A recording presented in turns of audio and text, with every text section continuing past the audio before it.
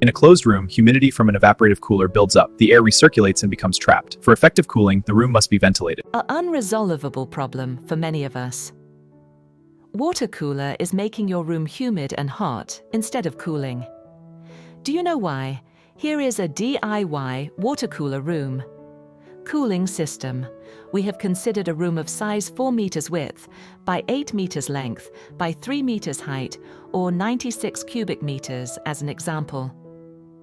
As this will make it easier for you to understand and apply these fundamentals to your own room or hall.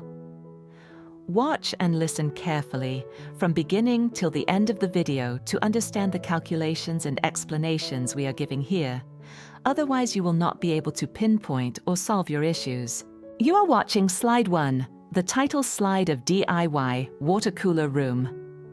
Cooling system, study duration, approximately 30 seconds. Welcome to this step-by-step guide on building and installing your own water cooler to cool a room effectively. The room we are designing for measures 4 meters wide, 8 meters long, and 3 meters high, giving us a total volume of 96 cubic meters. This guide will walk you through everything: the physics of how it works, all the engineering calculations, how to build the cooler box, fit it into your window, and set up the exhaust on the opposite side. The great news is that a properly sized water cooler uses only around 200 watts of electricity, roughly 80% less than a conventional air conditioner. Let us get started. You are now watching my slide 2, which is the first step, which will help you in understanding the physics behind water cooling system. Study duration, approximately 60 seconds. Before we size anything, we need to understand why evaporative cooling works, and the one rule that makes or breaks the system. The process is called adiabatic cooling. Hot, dry outside air is drawn through pads that are kept continuously wet with water. The water absorbs heat from the air in order to evaporate, and this drops the air temperature by 8 to 15 degrees Celsius, depending on how dry the outside air is. The second principle is air exchange. As cool air is pushed into the room, the old, warm, humid air must have somewhere to go. That is why you need a vent or open window on the opposite wall. The third concept is air changes per hour, or ACH. This tells us how many times per hour the entire volume of room air is replaced with fresh, cool air. For effective evaporative cooling, we target 20 air changes per hour. Now, the golden rule. The exhaust opening on the opposite wall must always be open while the cooler is running.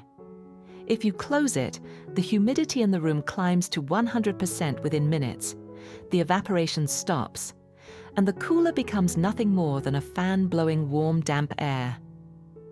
The system works as a one-through ventilation process, not a recirculating one. This works best in climates where outdoor relative humidity is below 60%. In dry, hot conditions, it is extremely effective. In our slide 3, we will cover steps 2 to 4, which will help us understand airflow, fan, and exhaust calculations. Study duration, approximately 75 seconds. Now let us run through the calculations. Every number here follows directly from the room volume. Step 2. A. Room volume. 4 meters by 8 meters by 3 meters gives us 96 cubic meters. This is the master number. Step 2. B. Required airflow. We multiply the room volume by our target of 20 air changes per hour.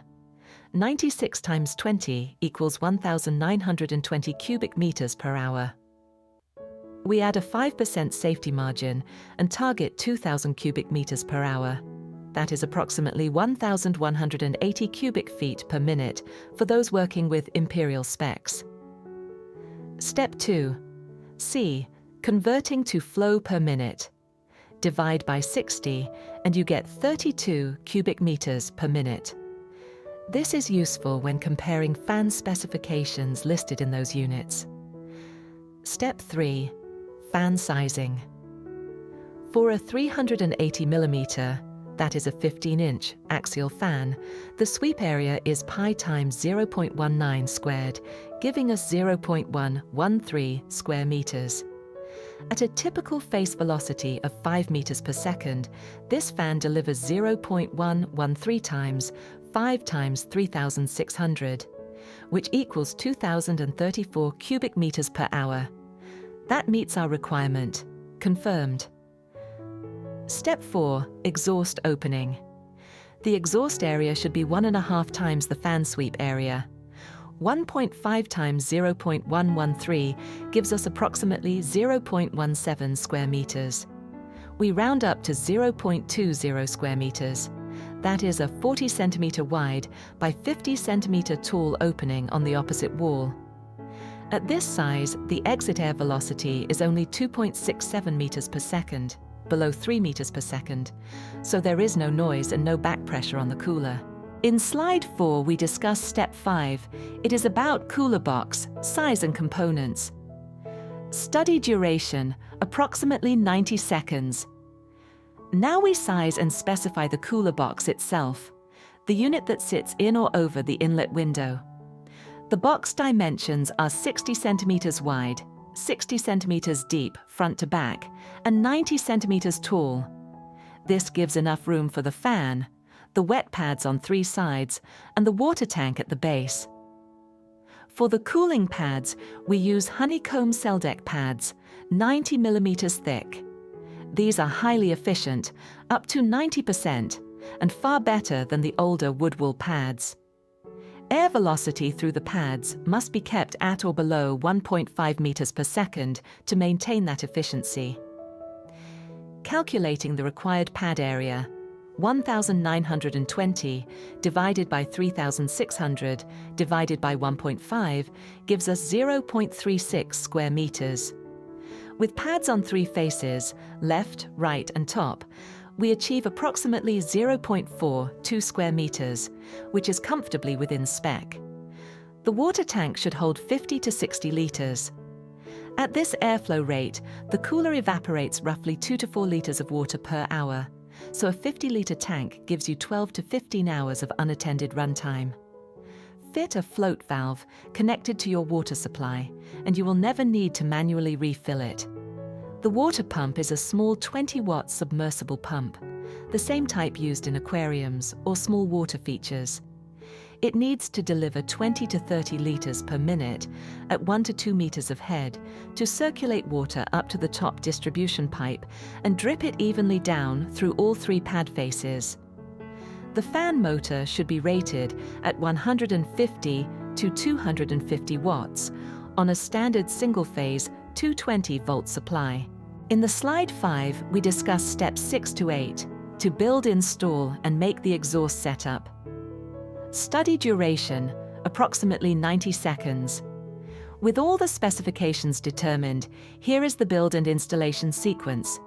For the cooler box, start by cutting your frame 60 by 60 by 90 centimeters, leaving 3 sides open for the pads, left, right, and back.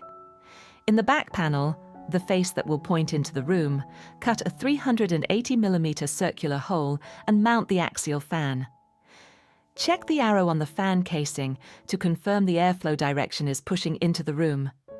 Install the honeycomb pads on the 3 open faces and seal all edges with foam tape. Any gap where air can bypass the wet pad reduces your cooling significantly.